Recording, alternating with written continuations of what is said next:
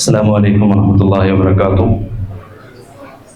بسم الله وكفى وسلام على عباده الذين اصطفى وعلى آله أهل الصدق والوفاء أما بعد. يا ربي بالمصطفى بلغ مقاصدنا واغفر لنا ما مضى يا واسع الكرم. ബഹുമാനപ്പെട്ട ഗുരുശ്രേഷ്ഠരെ, പ്രിയപ്പെട്ട വിദ്യാർത്ഥി സുഹൃത്തുക്കളും,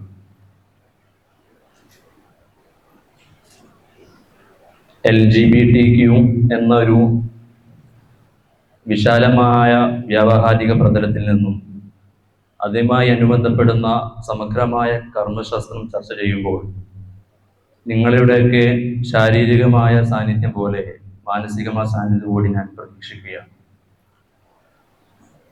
1929 സിഗ്മണ്ട് ഫ്രോയിഡിന്റെ ആശയാടിത്തറയിൽ നിന്നും ഉത്ഭവിച്ച് 1952 ഹൂജ് ഹെഫ്നറുടെ പ്ലേബോയ് മാഗസിനും പിന്നീട് ഹെലൻ ബ്രൗണിന്റെ സെക്സ് ആൻഡ് സിംഗിളുകൾ എന്ന ചിത്രവും അങ്ങനെ അതുമായി അനുബന്ധപ്പെട്ട് ഒരുപാട് പ്രചാരം നേടി സെക്ഷൽ റവല്യൂഷൻ പിന്നീട് ഉരുവപ്പെടുത്തിയെടുത്ത ലൈംഗികമായ അല്ലെങ്കിൽ ജെൻഡർ പൊളിറ്റിക്സിന്റെ ഭാഗമായി രൂപപ്പെട്ട 1990 LGBTQ എന്ന ചുരുക്കപ്പേരിലേക്ക് പരിവർത്തപ്പെട്ട ഒരു പൊളിറ്റിക്സ് ആണ് ഞാൻ ചർച്ച ചെയ്യുന്നത്. ലെസ്ബിയൻ, ഗേ, ബൈസെക്ഷൽ എന്ന് ട്രാൻസ്ജെൻഡർ എന്നൊക്കെ ഞാൻ പറയുന്നു. അതിനുശേഷം LGBTQ എന്നാണ് പറയാറുള്ളത്. അത് LGBTQIA+ എന്ന് പറയാറുണ്ട്. ആ പ്ലസ് എന്നുള്ളത് അല്ലെങ്കിൽ Q എന്നുള്ളത് സാമ്പ്രദായികമായ ഹെട്രോസെക്ഷൽ നോർമിനെ അതിന് വിരുദ്ധമായി വരുന്ന ഏതേത് ലൈംഗികമായ ന്യൂനപക്ഷങ്ങളെയും അതാണ് പ്ലസ് ഇട്ട് വെച്ചത്. കാരണം ഇനി എത്ര വരുമെന്ന് ആർക്കും അറിയില്ല. ഇപ്പോൾ തന്നെ അത് 120 പരമുണ്ടെന്നാണ് അനൗദ്യോഗിക കണക്ക്. അതിലെ എസ്റ്റിബിഷനിസം പെടും, ഫെറ്റിഷിസം പെടും, നിക്രോഫിലി പെടും, പീഡോഫിലി പെടും, ബെസ്കലിറ്റി പെടും, അതോ മൃഗരതി, ശവരതി, അങ്ങനെ തുടങ്ങിയ എന്തൊക്കെ രതികളുണ്ടോ അതൊക്കെ ഇതിന്റെ പെടും. ആ പ്ലസ് ഇങ്ങനെ അക്ഷരങ്ങൾ ഏടേണ്ടെന്ന് വെച്ചിട്ടാണ് പ്ലസ് ഇട്ട് വെച്ചത്. അപ്പോ ഇതുമായി ബന്ധപ്പെട്ട പൊളിറ്റിക്സ് വേറൊരു ചർച്ചയാണ്. അത് ഞാൻ ഏതായാലും ഉദ്ദേശിക്കുന്നില്ലേ. നമുക്ക് കർമ്മശാസ്ത്രം വിഷയം ചർച്ച ചെയ്യുന്നതിന് വേണ്ടി കുറച്ചുകൂടി ഈ ഒരു LGBTQ എന്നുള്ള ചുരുക്കപ്പേരിനെ രണ്ടായി വേർതിരിക്കാമെന്ന് തോന്നുന്നു. ഒന്ന് LGB എന്നുള്ള ഒരു അഥവാ ഹോമോസെക്ഷൽ, അല്ലെങ്കിൽ കുറച്ചും കൂടി വിശാലമായ അർത്ഥം, ആ പ്ലസ് കൂടി ഉൾപ്പെടാൻ നമുക്ക് ഹെട്രോസെക്ഷലിന് വിരുദ്ധമായ ഏതേതും അങ്ങനെ ഒന്ന് പറയാം. അതായിരിക്കും കുറച്ചുകൂടി വിശാലമായ അർത്ഥത്തെ ഉൾക്കൊള്ളാം. അങ്ങനെയാകുമ്പോൾ അതൊരു ഭാഗത്ത്. പിന്നെ ട്രാൻസ്ജെൻഡർ, അതിൽ ഇന്റർസെക്സും പെടും. അത് എങ്ങനെയാണ് TI അതെങ്ങനെ മനസ്സിലാക്കാം. അപ്പോൾ ഈ LGB എന്ന് പറയുന്നത് സ്വാഭാവികയും സ്വവർഗത്തോടുള്ള അനുരാഗമാണ്. അത് ആണിനോട്, പെണ്ണിനോട്. അതിന് ബൈസെക്ഷൻ എന്ന് പറയുമ്പോൾ ആണിനോടും പെണ്ണിനോടും. ഇതുമായി ബന്ധപ്പെട്ട് ഒരുപാട് ചർച്ച ചെയ്യാനില്ല. കാരണം നമുക്കൊക്കെ അറിയാം അത് മനുഷ്യന്റെ തോന്നലിൽ നിന്ന് ഉത്ഭവിക്കുന്ന, അല്ലെങ്കിൽ അവിടെ ജെൻഡർ ഡിറ്റർമിനേഷനെ കുറിച്ച് ചർച്ചയില്ല. മറ്റു ഭാഗത്താണ്, അതായത് ട്രാൻസ്ജെൻഡർ ഭാഗത്താണ് ജെൻഡർ ഡിറ്റർമിനേഷൻ ചർച്ച ചെയ്യുന്നത്. അപ്പോ ഇവിടെ നമുക്കറിയാം ഇസ്ലാം സംവിധാനിച്ച ഒരു ലൈംഗിക വ്യവസ്ഥ എന്നുള്ളത് അത് ആണും പെണ്ണും തമ്മിലുള്ളതാണ്. ഹിഫ്ളുൻ നസ്ലും റീപ്രൊഡക്റ്റീവ് സിസ്റ്റവും അതിനുള്ള ഫങ്ഷൻസും, അങ്ങനെ കുടുംബം നിലനിൽക്കുക, ഈ ലോകം നിലനിൽക്കുക എന്നുള്ള ഇസ്ലാമിന്റെ വിശാലമായ മഖാസിദിൽ നിന്നും ഉൾക്കൊള്ളുന്ന ആ ഒരു കൺസെപ്റ്റിന് വിരുദ്ധമായി എന്തും നിഷിദ്ധമാണ് എന്നുള്ളതാണ് ഇസ്ലാമിന്റെ കാഴ്ചപ്പാട്. അപ്പൊ ഇവിടെ ആണ് പെണ്ണാണെന്ന് വാദിക്കുന്ന പ്രശ്നം ഇവിടെ ഇല്ല ഈ ഹോമോസെക്ഷൽ വിഷയത്തിൽ. അതുകൊണ്ട് ആണിന്റെ ഒപ്പം ആണിനുണ്ടാകും, പെണ്ണിന്റെ ഒപ്പം പെണ്ണിനുണ്ടാകും. അതല്ലാത്ത മറ്റേത് ലൈംഗികമായ ബന്ധപ്പെടലുകളും ഹറാമാണ്. ഇനി അത് ജനിതകമായി വരുന്നതുണ്ടാകാം, അഥവാ ബൈ ബർത്ത് കിട്ടുന്നതുണ്ടാകാം, ബൈ ചോയ്സ് കിട്ടുന്നുണ്ടാകാം. ബൈ ബർത്ത് കിട്ടുന്നതാണെങ്കിൽ, അല്ലെങ്കിൽ ബൈ ചോയ്സ് കിട്ടൽ ഏതായാലും പറ്റൂല, കാരണം നമുക്ക് അങ്ങനെ ഒരു ഭാഗം തെരഞ്ഞെടുക്കൽ തന്നെ നിഷിദ്ധമാണ്. ഇനി ബൈ ബർത്ത് കിട്ടുകയാണെങ്കിൽ പോലും അവിടെ ഇസ്ലാം പറയുന്നത് നമുക്ക് ഒരുപാട് മാർഗങ്ങളുണ്ട്. ചിലപ്പോൾ ഹോർമോൺ വേരിയേഷൻ കൊണ്ടായിരിക്കാം, അപ്പോൾ മാനസികമായ ചികിത്സ തേടാം. ഇനി അതല്ല, അങ്ങനെ അല്ലാതെ തന്നെ ബൈ ബർത്ത് കിട്ടിയതാണെങ്കിൽ നമുക്ക് അതിന് ഇസ്ലാം പറയുന്ന പ്രതിവിധി അത് ക്ഷമിക്കുക, അല്ലെങ്കിൽ അള്ളാഹുവിനോട് നിരന്തരമായി പ്രാർത്ഥിക്കുക. സ്വാഭാവികമായി വൈകല്യങ്ങൾ കൊണ്ട് ജനിക്കുന്ന കുട്ടികൾ, അവരോട് ഇസ്ലാം പറയുന്നത് എന്താ? അല്ലെങ്കിൽ ഇസ്ലാം അവിടെ നിൽക്കട്ടെ, ആധുനികമായ കൺസെപ്റ്റിന് അവർക്ക് എന്ത് പ്രതീക്ഷയാണ് കൊടുക്കാനാവുക? ഒന്നും കൊടുക്കാനാവില്ലല്ലോ, മരിച്ചു കഴിഞ്ഞാൽ കഴിഞ്ഞു. എന്നാൽ ഇസ്ലാം കൊടുക്കുന്ന പ്രതീക്ഷ അവർ മരിച്ചു കഴിഞ്ഞാൽ അവർ സഹിച്ചതിനൊക്കെ കൂലിയാണ്. അപ്പോൾ ആ വിശാലമായ അർത്ഥത്തിൽ ഉൾക്കൊള്ളുമ്പോൾ ഇസ്ലാമിൻ്റെതാണ് ഏറ്റവും ലോജിക്കൽ എന്ന് നമുക്ക് മനസ്സിലാകും. ഏതായാലും അങ്ങനെ വരുന്ന ഹോമോസെക്ഷൽ കാറ്റഗറിയെ കുറിച്ച് നമുക്ക് പറയാനുള്ളത്, അവർ നിരന്തരമായി പ്രാർത്ഥിക്കുകയും അഥവാ ബൈ ബർത്ത് കിട്ടിയതാണെങ്കിൽ നിരന്തരമായി പ്രാർത്ഥിക്കുകയും അങ്ങനെ മാറാൻ ശ്രമിക്കുകയും ചെയ്യും. എന്നാൽ ജനിതകമായി മാറ്റാൻ പാടില്ല എന്ന് പറയുന്ന മറ്റൊരു പ്രത്യയശാസ്ത്രം, അങ്ങനെ മാറ്റാൻ പാടില്ല എന്നതിൽ ഇസ്ലാമിക വിശ്വാസികൾക്ക് അതിന് മറുപടിയായി ഇത്ര മതി. ലൂത്ത് നബി ആ സമുദായത്തിലേക്ക് അയക്കപ്പെട്ടത് ആ സദൂം ഗോത്രത്തിന്റെ അങ്ങനെയുള്ള താല്പര്യങ്ങൾ മാറ്റുന്നതിന് വേണ്ടിയാണ്. ആ നബിയുടെ പ്രാധാന്യം എന്താണ് അത് മനസ്സിലാക്കുന്ന ഒരു സിമ്പിൾ ലോജിക്കിൽ നമുക്ക് ഉത്തരം കിട്ടുന്നതേ ഉള്ളൂ. ഇനി അതവിടെ നിൽക്കട്ടെ. രണ്ടാമത്തെ കാറ്റഗറിയിലേക്ക് വന്നാൽ അവിടെയാണ് കുറച്ചുകൂടി വിശാലമായ കർമ്മശാസ്ത്ര വിഷയങ്ങൾ ചർച്ച ചെയ്യാനുള്ളതെന്ന് തോന്നുന്നു. ട്രാൻസ്ജെൻഡർ എന്നുള്ളതിനെ കുറിച്ച് ചർച്ച ചെയ്യുമ്പോൾ ആദ്യം മനസ്സിലാക്കേണ്ടത് അന്നഹു ഖലഖ ദക്കറ വൽ ഉൻസ, അന്നഹു ഖലഖ സൗജൈന ദക്കറ വൽ ഉൻസ. ഇസ്ലാമിൽ ദക്കർ ഉൻസ എന്നുള്ള രണ്ട് ലൈംഗികമായ വിഭാഗങ്ങൾ മാത്രമേ ഉള്ളൂ. അതിനപ്പുറം ഒന്ന് ഇസ്ലാമിക പ്രത്യയശാസ്ത്രത്തിനുള്ളിൽ നമുക്ക് കൊണ്ടുവരാൻ സാധിക്കില്ല. അത് ആദ്യം മനസ്സിലാക്കണം. സ്വാഭാവികമായി എങ്ങനെയാണ് ആണെന്നും പെണ്ണെന്നും തീരുമാനിക്കുക? നമ്മൾ ജനിക്കുമ്പോൾ നമ്മുടെ ലൈംഗിക അവയവം നോക്കി ടെസ്റ്റിസ് ആണെങ്കിൽ ആണെന്നും ഓവറി ആണെങ്കിൽ പെണ്ണെന്നും, അത് സയന്റിഫിക്കലി ആണെങ്കിൽ പോലും അത്രേ ചാൻസ് ഉള്ളൂ. കാരണം ഒരു മനുഷ്യന്റെ മൊത്തത്തിൽ 3.5 കോടി കോശങ്ങളുള്ള മനുഷ്യരിൽ ഓരോ കോശങ്ങളിലും 46 ക്രോമസോമുകൾ. ആ 46 ക്രോമസോമുകളിലുള്ള കോശങ്ങൾ സെക്സ് സെല്ലാകുമ്പോൾ അത് 23 ക്രോമസോമുകൾ. 23 ക്രോമസോമിൽ നിന്ന് ഒരു സ്ത്രീയുടെ ആർത്തവ ചക്രം 28 ദിവസത്തിനിടയിൽ ഒരു അണ്ടോൽപാദനത്തിൽ ഒരു കോശം പുറത്തു വന്നാൽ അതിൽ 22 സൊമാറ്റിക് ക്രോമസോമും ഒരു എക്സ് ക്രോമസോമും. അത് പുരുഷന്റെ ബീജോത്പാദനമാണെങ്കിൽ അതിൽ ദശലക്ഷക്കണക്കിന് കോശങ്ങൾ, അതിൽ 22 എക്സും 22 വൈയും ഉണ്ടാകും. 22 എക്സ് ആണ് ചെയ്യുന്നതെങ്കിൽ 22 എക്സ് പെണ്ണാകും, 22 എക്സ് വൈ മറ്റേ സാധ്യതയാണെങ്കിൽ ആണാകും. സയന്റിഫിക്കലി പോലും അങ്ങനെ സാധ്യതയുള്ളൂ.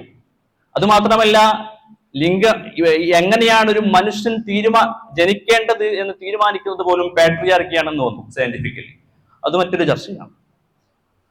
അപ്പോ അങ്ങനെ വന്നാൽ ഇസ്ലാം പറഞ്ഞതുപോലെ ഈ ട്രാൻസ്ജെൻഡറും ആണോ പെണ്ണോ എന്നുള്ളതാണ്.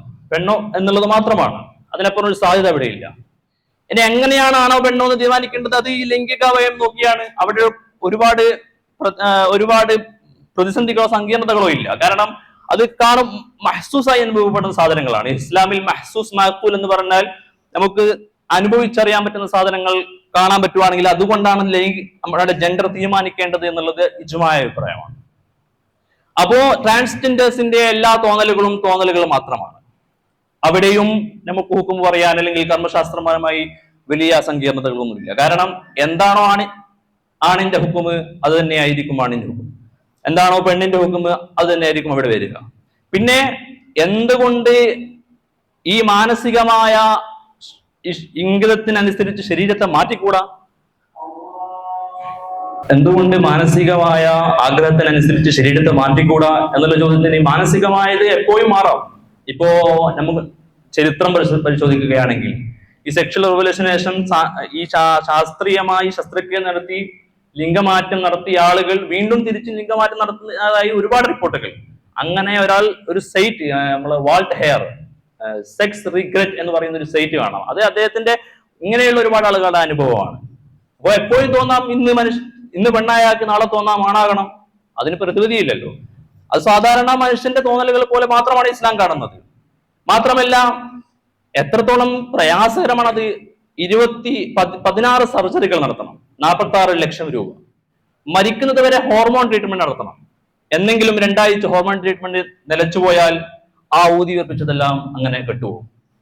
അല്ല, അത്രമാത്രം പ്രയാസങ്ങൾ ആ സമുദായം നേരിടുന്നത് ഈ ഒരു ആക്ടിവിസത്തിലൂടെ നേരിടുന്നത് യാഥാർത്ഥ്യം. അപ്പോൾ ഇസ്ലാം അവരോട് പറയുന്നു, നിങ്ങൾ ക്ഷമിക്കണം, വേണമെങ്കിൽ ഹോർമോൺ ട്രീറ്റ്മെന്റ് നടത്തി മാനസികമായ മാറ്റങ്ങൾ ഉണ്ടാക്കാം. അവിടെ മാനസികമായ ചികിത്സ ഇസ്ലാം ഒരിക്കലും നിരുത്സാഹപ്പെടുത്തുന്നില്ല. അതുപോലെ ഇനി മാനസികമായ ചികിത്സ മൂലം നമുക്ക് മാറ്റാൻ സാധിക്കുന്നില്ല എങ്കിൽ നമുക്കവിടെ നേരത്തെ പറഞ്ഞതുപോലെ ക്ഷമ കൈകൊള്ളുക, അള്ളാഹുവിനോട് പ്രാർത്ഥിക്കുക. അവരൊരിക്കലും സമുദായത്തിൽ നിന്ന് മാറ്റി നിർത്തേണ്ടവരോ ഒന്നുമല്ല, ചേർത്ത് നിർത്തേണ്ടവരാണ്. പലപ്പോഴും അവിടെയാണ് തെറ്റിദ്ധാരണകൾ ഉണ്ടാകുന്നത്. ഇനി അവിടെ കൂടുതൽ നമുക്ക് സമയം കളയാനില്ല. ഇന്റർസെക്സ് എന്ന കാറ്റഗറിയിലേക്ക് വന്നാൽ, ട്രാൻസ്ജെൻഡർ ആണെങ്കിൽ അങ്ങനെ അഥവാ മാറിയാൽ, അവിടെ ഒരു കർമ്മശാസ്ത്രമായ വിഷയം അഥവാ അഥവാ അങ്ങനെ ഒരു ലൈംഗിക ശസ്ത്രക്രിയ നടത്തി പെണ്ണായാൽ ട്രാൻസ് മെന്നായാൽ ട്രാൻസ് വുമണായാൽ അവിടെയുള്ള സാധ്യത ഇസ്ലാമിക അഭിപ്രായ അനുസരിച്ച് പൂർണ്ണമായി പെണ്ണായി മാറിയാൽ മാത്രമേ പെണ്ണിന്റെ ഹുക്കം നിലവിൽ വരികയുള്ളൂ. അങ്ങനെയുള്ള സർജറി ഇന്നില്ല. ഇനി വന്നാൽ അങ്ങനെയാണ് അതിന്റെ ഹുക്കം. പണ്ഡിതന്മാർ കാലയെ കൂട്ടി കണ്ടുവെച്ച് പറഞ്ഞതാണ്. ഇപ്പോൾ സാധാരണ എന്താണോ അദ്ദേഹത്തിന്റെ ലൈംഗിക അവയവം അതിന്റെ ഹുക്കുമാണ്. അപ്പോൾ സൂക്ഷ്മതയ്ക്ക് വേണ്ടി നാം ആ ഒരു അകൽച്ച, നമ്മുടെ ശർഈയ അകൽച്ച സൂക്ഷിക്കുന്നത് നല്ലതാണെന്ന് പണ്ഡിതന്മാർ അഭിപ്രായപ്പെടുന്നു. ഇനി ഏതായാലും ഇന്റർസെക്ഷന്റെ വിഷയം വരാം. അവിടെയാണ് ഹുൻസൽ മുഷ്കിൽ അല്ലെങ്കിൽ ഹുൻസൽ ഗൈർ മുഷ്കിൽ, അങ്ങനെ രണ്ട്, ഹുൻസൽ വാദിഹ്, ഹുൻസൽ മുഷ്കിൽ, അങ്ങനെ രണ്ട് കാറ്റഗറി ആയി തിരിക്കേണ്ടത്. ഇന്റർസെക്ഷൻ എന്ന് പറഞ്ഞാൽ നമുക്കൊക്കെ അറിയുന്നത് പോലെ രണ്ട് ലൈംഗികാവയവമായി ജനിക്കുന്ന ആളുകൾ, അല്ലെങ്കിൽ ഒന്നുമില്ലാതെ ഒരു ദ്വാരം മാത്രമായി ജനിക്കുന്ന ആളുകൾ, ഇങ്ങനെയുള്ള ആളുകൾ ലോകത്തുണ്ട്. ഇപ്പോൾ അനൗദ്യോഗിക കണക്ക് പ്രകാരം ഇന്ത്യയിൽ 4 ലക്ഷം ട്രാൻസ്ജെൻഡർമാർ ഉണ്ടെങ്കിൽ അതിൽ 4 ആളുകളെ ഇന്റർസെക്സ് ആയി അല്ലെങ്കിൽ ഹുൻസൽ മുഷ്കിലായി. ഈ ഇന്റർസെക്ഷന്റെ സാധ്യത എങ്ങനെയാണ്? നേരത്തെ പറഞ്ഞതുപോലെ XY എടുക്കുകയാണെങ്കിൽ ഒരു 3 വ്യതിയാനങ്ങൾ മാത്രമേ അതിൽ നടക്കൂ. ഒന്നുകിൽ 46X XY, അല്ലെങ്കിൽ 46XY, അല്ലെങ്കിൽ 46XS. ഇതിൽ ആദ്യത്തെ രണ്ടിലും ആദ്യത്തിൽ 46XY പുരുഷനാണ്, Y ഉണ്ടല്ലോ, പക്ഷേ സ്ത്രീയുടെ ശബ്ദമായിരിക്കും, രോമം ഉണ്ടാവില്ല. അതായത് ഇന്റർസെക്സിന്റെ ഒരു ശരീര ഘടനയാണ് ഞാൻ പറയുന്നത്, മനസ്സിലാക്കാൻ.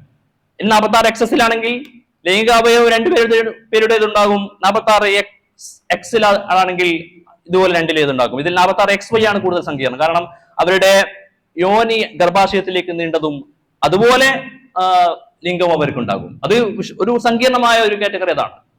അപ്പോൾ ഇതാണ് ഹുൻസൽ വാളിഹ് കാറ്റഗറിയിൽ പെടുന്നത്. അത് ഇതും നമുക്ക് ആണാണോ പെണ്ണാണോ തീരുമാനിക്കാം എന്നുള്ളതാണ് കർമ്മശാസ്ത്രമായ അടിസ്ഥാനം. ഇസ്ലാമികമായി നമുക്ക് തീരുമാനിക്കാൻ പറ്റും. അതിൽ മാനദണ്ഡങ്ങളുണ്ട്. സ്വാഭാവികമായി ഇങ്ങനെയുള്ള ആളുകൾ അവരെ തീരുമാനിക്കേണ്ടത് പ്രായപൂർത്തിത്വത്തിന് മുമ്പാണെങ്കിൽ നമുക്ക് അവർ മൂത്രമൊഴിക്കുന്ന അവയവമാണ് പണ്ഡിതന്മാർ നോക്കാൻ പറയുന്നത്. അത് ഏത് 2 ലിംഗാവയവങ്ങൾ ഉണ്ടാകുമല്ലോ, അതിൽ ഏതിലാണ് രണ്ടും കൂടിയും മൂത്രമൊഴിക്കുന്നുണ്ടെങ്കിൽ അതിൽ അസ്ബക്കായത് പരിഗണിക്കണം. ഇനി അങ്ങനെയും പരിഗണിക്കാൻ സാധിക്കുന്നില്ല എങ്കിൽ കസ്റത്ത് നോക്കണം. അതിൽ പണ്ഡിതന്മാർക്കിടയിൽ ഇഖ്തിലാഫുണ്ട്. ഇനി അങ്ങനെയും പരിഗണിക്കാൻ സാധിക്കില്ല എങ്കിൽ അവിടെ മുഷ്കിലായി തുടരണം, തീരുമാനിക്കാം. എന്താണ് ഇനി പ്രായപൂർത്തിയാകുമ്പോ മനി വരുന്നത് എന്തിലാണെന്ന് നോക്കണം, ഹൈള് വരുന്നത് എന്തിലാണെന്ന് നോക്കണം. അങ്ങനെയും സാധിക്കുന്നില്ല എങ്കിൽ, അല്ലെങ്കിൽ അതുപോലൊരു അടയാളമാണ്, അല്ലെങ്കിൽ അക്വയായ അടയാളമായി പണ്ഡിതന്മാർ പരിചയപ്പെടുന്നത് വിലാദത്താണ്, പ്രസവം ഉണ്ടായാൽ പിന്നെ മറ്റൊരു അടയാളങ്ങൾക്കും പ്രസക്തിയില്ല. കാരണം അത് ഉണ്ടാകുന്ന ഉറപ്പാണല്ലോ. ഇനി അങ്ങനെയും പരിഗണിക്കാൻ, അങ്ങനെ ഈ അടയാളങ്ങളൊക്കെ വെച്ച് നമുക്ക് അതിനെ പരിചയപ്പെടുത്താനും കാറ്റഗറൈസ് ചെയ്യാനും സാധിക്കുന്നില്ല എങ്കിൽ പണ്ഡിതന്മാർ പറയുന്നു മൈൽ, അവിടെയാണ് മാഖൂലിന് സ്ഥാനം കൊടുക്കുന്നത്. മഹ്സൂസായ ഒരു സാധ്യതയും ബാക്കിയാകാത്തപ്പോ മൈലാൻ നോക്കണം. ആണിലേക്കാണോ പെണ്ണിലേക്കാണോ ചായ്വ്? രണ്ടിലേയും ഒരുപാട് ചായ്വാണെങ്കിൽ അവിടെയാണ് ഹുൻസൽ മുഷ്കിൽ എന്ന വിഷയം വരുന്നത്. ഞാൻ ഇതിനെ ഇങ്ങനെ പറയുന്നത് നമ്മുടെ ഇസ്ലാമിന്റെ കർമ്മശാസ്ത്ര പണ്ഡിതന്മാർ എത്ര മനോഹരമായാണ് ഈ വിഷയം കൈകാര്യം ചെയ്തത് എന്ന് അറിയാൻ വേണ്ടിയാണ് ഇത്രത്തോളം കാര്യങ്ങൾ പറയുന്നത്. അപ്പോ ഈ ഒരു കാറ്റഗറി ആണെങ്കിൽ ഹുൻസൽ വാദിഹായാൽ പിന്നെ വ്യക്തമായി ആണാണ് പെണ്ണാണ് വ്യക്തമായാൽ ആണിന്റെ ഹുക്കുമാണ്, പെണ്ണിന്റെ ഹുക്കുമാണ്. ഇനി അവർക്ക് എക്സ്ട്രാ ഉള്ള അവയവം അത് ഡോക്ടർമാരുടെ സമ്മതമുണ്ടെങ്കിൽ, അത് ഇവർക്ക് ബുദ്ധിമുട്ടാകുന്നുണ്ടെങ്കിൽ അവർക്ക് മാറ്റാൻ ഇസ്ലാം അവരെ ലിംഗം അത് മാറ്റിക്കളയാൻ ഇസ്ലാം അനുവദിക്കുന്നുണ്ട്. ഇനി ഹുൻസൽ മുഷ്കിൽ, അവിടെ XY ക്രോമസോമുകൾ നമുക്ക് പറയാൻ സാധിക്കില്ല, അതെങ്ങനെയും സംഭവിക്കാം.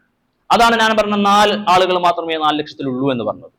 അങ്ങനെ വരുമ്പോ ഈ 4 ആളുകൾക്ക് വേണ്ടി മാത്രം, അല്ലെങ്കിൽ ഇത്രത്തോളം ന്യൂനപക്ഷങ്ങളായ ഒരു വിഭാഗത്തിന് വേണ്ടി ഇസ്ലാമിന്റെ കർമ്മശാസ്ത്ര ഗ്രന്ഥങ്ങളിലാകെ റൗള മുതൽ മുഗ്നി മുതൽ അസ്ബാഹു വന്നവാഇർ മുതൽ സുയൂത്തി ഇമാമിന്റെ അതുപോലെ ഒരുപാട് ഗ്രന്ഥങ്ങളിൽ കിതാബ് തുഹാറത്ത് മുതൽ കിതാബ് ലിത്ഖ് വരെ ഹുൻസയുടെ മസലകൾ കാണാം.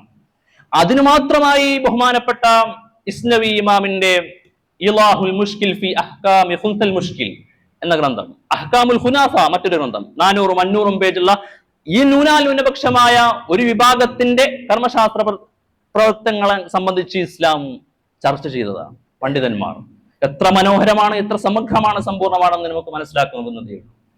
അങ്ങനെയുള്ള വിഭാഗം, ഹുൻസൽ മുഷ്കിലായ വിഭാഗം അവർ അങ്ങനെ തുടരുകയും അവർക്ക് ഹുക്കുമുകൾ ഇസ്ലാമിന്റെ നിർത്തുകയാണ്. അത് ഇസ്ലാമിന്റെ കർമ്മശാസ്ത്രങ്ങൾ മുഴുവൻ പരിശോധിച്ചാൽ നമുക്ക് ആണിൻ്റെതായ ഹുക്കുമുകളുണ്ട്, നമുക്ക് കാണാൻ കഴിയും. പെണ്ണിന്റേതായ ഹുക്കുമുകളുണ്ട്. ഔറത്ത് പെണ്ണിന്റെ ഔറത്താണെന്നാണ് പണ്ഡിതന്മാർ. ഹൻബലി മദ്ഹബിൽ അത് ആണിന്റെ ഔറത്താണെന്നാണ് അഭിപ്രായപ്പെടുന്നത്. ഇനി പെണ്ണിന്റെയും ആണിന്റെയും ഹുക്കും പോലെയുള്ള ഹുക്കുമുകളുണ്ട്. ഉദാഹരണത്തിന് ഫർജ് തൊട്ടാൽ വുളു മുറിയുമോ? അത് ഷാഫി ഇമാമിന്റെ അഭിപ്രായത്തിൽ ആണിന്റെയും പെണ്ണിന്റെയും പൊഴി എന്നാണ്. അതുകൊണ്ട് അവരുടെ തന്നെ ഹുക്കുമാണ് ഹുൻസക്കുമുള്ളത്. കാരണം ആ സാധ്യതയല്ലേ അവർ അവശേഷിക്കുന്നുള്ളൂ. ഇനി പെണ്ണിനും ആണിനും വിരുദ്ധമായ ഹുക്കുമുകളുണ്ട്. ശാരീരികമായ ബന്ധപ്പെടൽ നടത്തിയാൽ ഇൻസാൽ ഇല്ലെങ്കിൽ കുളിക്കണം എന്നുള്ളത് രണ്ടുപേർക്കും ബാധകമായ ഹുക്കുമാണ്, പെണ്ണിനും ആണിനും. പക്ഷേ അത് ഹുൻസക്ക് നിർബന്ധമില്ല. ഇനി പെണ്ണിന്റെയും ആണിന്റെയും ഇടയിലുള്ള ഹുക്കുമുണ്ട്. ഹനഫി മദ്ഹബ് പ്രകാരം പട്ട് ധരിക്കൽ അത് ആണിന് സാധാരണ ആണിന് ഹറാമും പെണ്ണിന് അനുവദനീയമാണല്ലോ. പക്ഷേ ഹുൻസക്ക് അത് കറാഹത്തായാണ് ഹനഫി ഇമാം പറയുന്നത്. അപ്പൊ ഇങ്ങനെ ഒരുപാട് കാറ്റഗറി. ഇപ്പൊ മൊത്തത്തിൽ എല്ലാവർക്കും പറയാൻ നമുക്ക് സാധിക്കില്ലല്ലോ. അപ്പൊ ഇങ്ങനെ മൊത്തത്തിൽ നോക്കിയാൽ ഈ ഒരു 5 കാറ്റഗറി, ആണും പെണ്ണ്, ആണിനും പെണ്ണിനും വിരുദ്ധമായത്, അതിനിടയിലുള്ളത്, അതുപോലത്തെ. ഇനി അവസാനമായി ഈ ആളുകൾ, ഈ ഹുൻസൽ മുഷ്കിലായ ആളുകൾ അവരുടെ സകലമാന ജീവിത വ്യവസ്ഥയെ കുറിച്ചും, മരിച്ചാൽ എന്ത് ചെയ്യണം, എങ്ങനെ കഫൻ ചെയ്യണം, എങ്ങനെ കബറടക്കണം തുടങ്ങി എല്ലാ മേഖലകളെ കുറിച്ചും പണ്ഡിതന്മാർ വളരെ കൃത്യമായി ചർച്ച ചെയ്തു. അതിലെ ഒരു ഉദാഹരണം ഞാൻ പറയാം. കാരണം അത് പണ്ഡിതന്മാർ അവർക്ക് കൊടുത്ത സാധ്യതകളെ നിങ്ങൾക്ക് മനസ്സിലാക്കി തരാൻ ഒരു ഉദാഹരണം അവിടെ ഞാൻ പറയാം. അഥവാ നമ്മൾ ഹജ്ജിന്റെ സമയത്ത് ഹുൻസയും മുഷ്കിലിന്റെ ഹുക്കുമ് പെണ്ണുങ്ങളെ പോലെയാണെന്നുള്ളതാണ് ഹനാബിലക്കാരുടെ അഭിപ്രായം. അവരുടെ അഭിപ്രായം അനുസരിച്ച് എല്ലാ സാധ്യതകളും ഹുൻസൽ മുഷ്കിലിന് കൊടുത്തു എന്നുള്ളതാണ് ഫുഖഹാഇന്റെ ഏറ്റവും വലിയ സംഭാവന. കാരണം തലമറക്കൽ ആണുങ്ങൾക്ക് ഹജ്ജിന്റെ സമയത്ത് ഹറാമാണ്, പെണ്ണുങ്ങൾക്ക് അത് പറ്റും. അതുപോലെ മുഖം മറക്കൽ പെണ്ണുങ്ങൾക്ക് ഹറാമാണ്, അല്ലെ ഫിദിയ കൊടുക്കേണ്ട ഹറാമാണ്, ഫിദിയ കൊടുക്കേണ്ട ഒരു പ്രശ്നമാണ്. അപ്പോ ആണുങ്ങൾക്ക് മുഖം മറക്കാം, പക്ഷെ അത് തുന്നപ്പെട്ട വസ്ത്രം കൊണ്ടാകാൻ പാടില്ല. അപ്പോ ഇങ്ങനെ വരുമ്പോ ഹുൻസയുടെ ഹുക്കുമായി പണ്ഡിതന്മാർ, ഹംബലി മദ്ഹബിലെ പണ്ഡിതന്മാർ രേഖപ്പെടുത്തുന്നത് ഹുൻസ അവിടെ ചെയ്യേണ്ടത് തലമറച്ചാൽ പ്രശ്നമില്ല, കാരണം പെണ്ണാകാൻ സാധ്യത ഉണ്ടല്ലോ. മുഖം മറച്ചാൽ പ്രശ്നമില്ല, കാരണം ആണാകാൻ സാധ്യത ഉണ്ടല്ലോ. എന്നാൽ രണ്ടും മറച്ചാലേ അവർക്ക് ഫിദി നിർബന്ധമാകുന്നുള്ളൂ. അഥവാ അവർക്ക് സാധ്യം, അങ്ങനെ ഇസ്ലാമിന്റെ ഓരോ ഇത് പറഞ്ഞാൽ ഒരുപാട് നീളും. ഓരോ ഹുക്കുമിലും അവർക്കുള്ള എല്ലാ സാധ്യതകളെയും ഇസ്ലാം മനസ്സിലാക്കുകയും അതിനെ വകവെച്ചു കൊടുക്കുകയും ചെയ്യും. അപ്പോ ഏത് പ്രത്യയശാസ്ത്രത്തിനാണ് കൂടുതൽ പ്രാമുഖ്യം നൽകാനാവുക? അപ്പോ ഇങ്ങനെ ഇവരുടെ എല്ലാ ഹുക്കുമുകളും നമുക്ക് കാണാൻ സാധിക്കുന്നു. മോന്റെ സമയം അതിക്രമിച്ചെന്ന് തോന്നുന്നു. ഞാൻ പറയുന്നത് അതിന്റെ വൽഹാസിൽ ഇത്രയാണ്. ട്രാൻസ്ജെൻഡർ എന്നുള്ളത് ഇന്നോ ഇന്നലെയോ തുടങ്ങിയതല്ല. അത് കിതാബുൽ അവ്വാഇലിൽ ഇമാം അസ്കരി തങ്ങൾ അതിനെ ഏറ്റവും നന്നായി രേഖപ്പെടുന്നത് ജാഹിലിയ കാലഘട്ടത്തിൽ 400 വർഷം മുമ്പ് ഒരു സംഭവമാണ്. നിങ്ങൾക്ക് അത് റെഫർ ചെയ്യാം. അവിടെ നിന്ന് തുടങ്ങിയ ആ ഒരു സമൂഹത്തിന്റെ ഏറ്റവും പ്രധാനമായി ഞാൻ പറയുന്നതിന്റെ അടിസ്ഥാനം ഇത്ര മാത്രമാണ്. അള്ളാഹുവാണ് ഇവരെ പഠിച്ചത്, അള്ളാഹു തന്നെയാണ് ഇവർക്കുള്ള നിയമം മുഴുവൻ സംവിധാനിച്ചത്. അതിൽ LGBT എന്ന് പറയുന്ന ഹോമോസെക്ഷൽ കാറ്റഗറിക്ക് തോന്നൽ മാത്രമാണ്, ട്രാൻസ്ജെൻഡർക്കും ഭൂരിഭാഗം തോന്നൽ മാത്രമാണ്. തോന്നലുകളല്ലാത്ത ശാരീരികമായ പ്രശ്നങ്ങൾ അവർ ഇന്റർസെക്സ് ആണ്. ഇന്റർസെക്സിന്റെ ഹുക്കുമുകൾ പണ്ഡിതന്മാർ ഓരോന്നായി ചർച്ച ചെയ്തു. അതിൽ തന്നെ വാളിഹായതും മുഷ്കിലായതുമുണ്ട്. മുഷ്കിലായത് മാത്രമേ കർമ്മശാസ്ത്ര വിഷയങ്ങളിൽ ഹുക്കുമുകൾ മാറുന്നുള്ളൂ. ബാക്കിയെല്ലാം ആണിന്റെയും പെണ്ണിന്റെയും പോലുള്ള ഹുക്കുമുകളാണ്. അവസാനിപ്പിക്കുമ്പോൾ ഒരു കാര്യം കൂടി സൂചിപ്പിക്കാൻ ഞാൻ ഈ ഒരു വിഷയാനുബന്ധമായി ആഗ്രഹിക്കുകയാണ്. കലിമാത്ത് എന്ന പേരിൽ ഇന്നും ഇന്നലെയും നാളുകളും ഇന്നലെയുമായി ഒരുപാട് വിഷയങ്ങൾ ഇവിടെ ചർച്ച ചെയ്തിട്ടുണ്ടാകാം. ഇപ്പൊ ഇന്ന് തന്നെ സാങ്കേതിക വിദ്യകൾ അല്ലെങ്കിൽ LGBT ഇങ്ങനെ ഒരുപാട് ഇസ്ലാമിന്റെ കർമ്മശാസ്ത്ര, വിശ്വാസശാസ്ത്ര, തത്വശാസ്ത്ര, ഭൗതികശാസ്ത്രവുമായി ബന്ധപ്പെട്ട് ആനുകാലികമായി പ്രാമുഖ്യം നൽകുന്ന ഒരുപാട് വിഷയങ്ങൾ നാം ചർച്ച ചെയ്യുന്നു.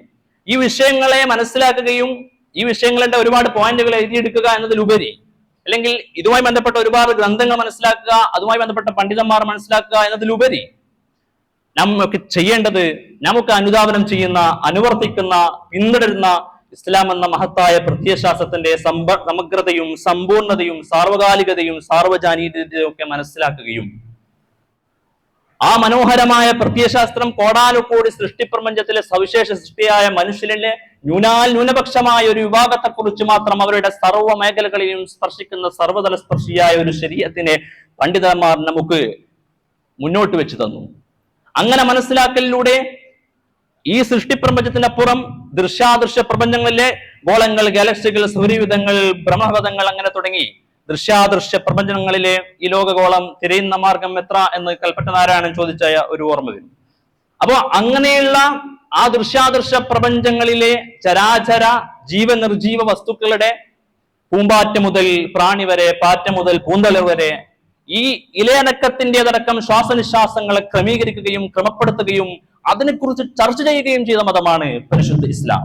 അത് മനസ്സിലാക്കലിലൂടെ ആ പരിശുദ്ധ ഇസ്ലാമിനെ ഡിസൈൻ ചെയ്ത ഏകനായ റബ്ബാണ് എന്നൊരു ബോധ്യം നമ്മുടെ ഉള്ളിൽ ഉണ്ടാകുകയും നമ്മുടെ ഇബാദത്തുകളിൽ ഒന്നെത്തിയമർത്തി സുജൂദ് ചെയ്യാൻ, ഉള്ളറിന് പ്രാർത്ഥിക്കാൻ, മനസ്സറിന് തഹജ്ജുദ് നിസ്കരിക്കാൻ, അല്ലെങ്കിൽ അങ്ങനെ നാം 17 നേരം അള്ളാഹുവിന്റെ നാമങ്ങൾ നിർബന്ധമായും അല്ലാതെയും ഒക്കെ ഉച്ചരിക്കുമ്പോൾ ആ റബ്ബിന്റെ നാമത്തിന്റെ അർത്ഥവ്യാപ്തിയെ മനസ്സിലേക്ക് ഉൾക്കൊള്ളാൻ അത് നമുക്ക് എത്തിച്ചു തന്ന പ്രവാചകൻ സല്ലല്ലാഹു അലൈഹി വസല്ലമ തങ്ങളുമായി അദമ്യമായ അനുരാഗത്തിന്റെ പുതിയ പാലങ്ങൾ സൃഷ്ടിക്കാൻ കൂടിയാവണം ഈ ചർച്ചകൾ. എങ്കിൽ കൂടിയേ ഇതിന്റെ ഒരു അടിസ്ഥാന ലക്ഷ്യത്തിലേക്ക് ഇത്തരം ചർച്ചകൾ എത്തുകയുള്ളൂ.